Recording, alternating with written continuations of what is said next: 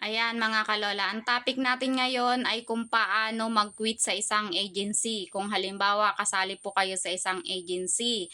Ang pipindutin nyo lang mga kalola dito sa dashboard, itong may agency nyo sa baba na dashboard. Pipindutin nyo lang yan mga kalola at pipilapan nyo yung quit agency.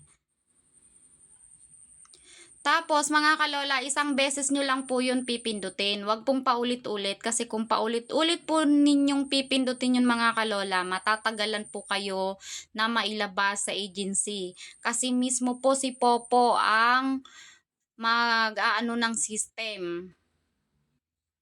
Opo mga kalola, may system po kay Popo. Kung halimbawa, ngayon po kayo sumali sa agency, tapos ngayon din po kayo nag-quit ngayong araw na to, mabilis po kayong makakalabas sa agency. Kung halimbawa naman po, dalawang beses niyong pinindot yung may quit, eh matatagalan po kayo niyan kasi wala pong icon na agree at saka refuse ang nakalagay doon. Kagaya po nito mga kalola. Ito. Si Mary Ann, ayan. Ito po mga kalola, walang agree na nakalagay sa button. Kasi yan mga kalola, paulit-ulit niya po yan pinipindot. Ngayon, kapag ganyan na paulit-ulit mga kalola, matatagalan. Bali, ang ulit-ulit nito, isang buwan ulit mga kalola mag-aantay. Kapag ganyang paulit-ulit. Kaya natatagalan ang processing kasi meron pong process si Popo app. Tapos mga kalola, kapag ngayon po kayo nag-quit at ngayon din po kayo sumali sa agency, tapos naisipan nyo ayaw nyo na pala, ganito po ang lalabas. Madali pong makalabas. Madali pong makalabas, ganyan lang po ang nakalagay. Pag ngayon po kayo sumali tapos naisipan nyong mag-quit. Mabilis lang po, isang araw lang. Pero mga kalola, kapag kayo ay member na ng agency tapos ilang araw na bago nyo naisipan na ayoko na pala, ay meron na po yan processing. Isang beses lang po ang pipindutin nyo mga kalola. Hindi pa ulit-ulit kasi may ganyan po na icon, refuse at agree. Ito po mga kalola, nag-file ilang araw na siyang kasali, nag-file na siya ng quit. Kasi po, hindi po siya nakikipagkaibigan sa mga members. Kaya minsan parang naisip niya na nag-iisa na lang. Ngayon po, nag-file siya ng quit. Kaya ito, pag hindi ko to pinindot ang agree, at hindi nakalimutan ko po ito, ang mangyayari po nito, si Popo mismo ang maglalabas sa kanya. 7 days po, malalabas po siya ni Popo sa agency na pinagkwitan niya. Kapag hindi ko po pinindot yung agree or refuse. Ganun po mga kalola ha. Kapag sumali kayo ngayong araw na to sa agency at ngayon nyo rin naisipan na mag-quit, ilalabas po kayo agad-agad. Pangalawa, kapag nagpaulit-ulit sa pag-quit, matatagalan ang paglabas. Isang buwan po bago ulit maka-apply ng quit. At kapag naman nag-fill up ng quit ng isang beses, may makikita po ako dito na refuse. Ayan, ganyan. Ganyan po ang nakalagay.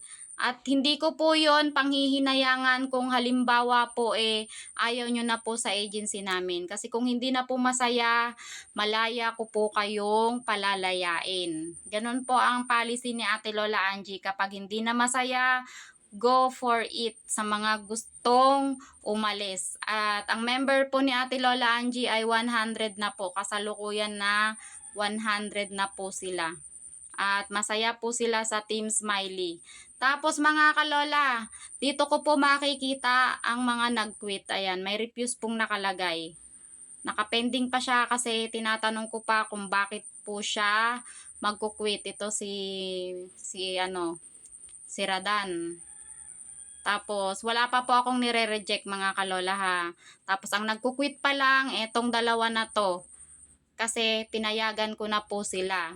Pero itong isa na to, hindi ko po alam kung anong dahilan niya. Kaya gusto ko po na malaman ang dahilan bago ko po pindutin yung agree.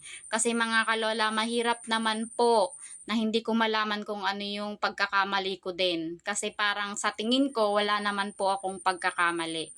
Ganun po. Kasi lahat sila tinutulungan at ginagabayan ko po. Tapos mga kalola, Kung kayo po ay magku-quit, kausapin niyo po ng mabuti yung founder. Kasi po, para malaman din po niya kung ano yung problema. Papayagan naman po kayo mag-quit niyan eh. Basta pipindutin niyo lang po ng isang beses ang quit at hindi po paulit-ulit. Kasi si Popo Up po mismo ang may problema niyan. May system po siya na sinusunod, kaya po medyo natatagalan yung iba. Ganun po mga kalola ang pagku-quit ha. Kapag ngayon kayo sumali, ngayon din po kayo i-release kung magpa-file kayo ng quit. Kapag paulit-ulit, matatagalan lalo. Isang buwan bago ulit maka-apply ng quit. Tapos kapag isang beses lang, yon mabilis po ang processing nun. Sandali ko lang po pipindutin yung agree, makakaalis po kayo ngayong araw na to. Tapos kapag hindi ko po 'yun napansin at hindi ko po nakita sa message, si Popo mismo ang mag-aalis sa inyo sa company namin ng Team Smiley kasi hindi ko po 'yun napansin, nag 7 days na, hindi ko pa nakikita, ibig sabihin go na. Maaalis na kayo sa team ng ng Smiley. Gano'n po mga kalola ha, gano'n ang pagku-quit. Salamat po sa inyo, paki-subscribe po ang inyong ate Lola Angie. Bye-bye po.